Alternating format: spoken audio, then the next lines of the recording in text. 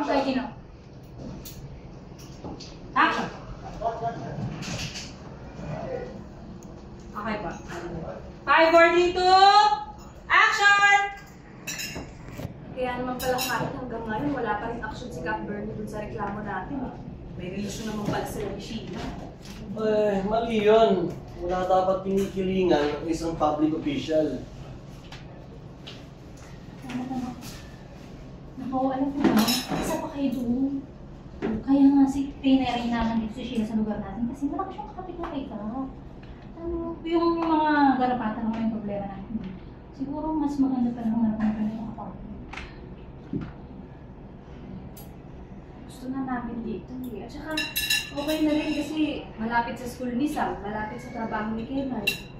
Alam mo, yung garapata, madali lang naman solusyonan yun. Basta aalagaan ni Sheila yung mga aso niya.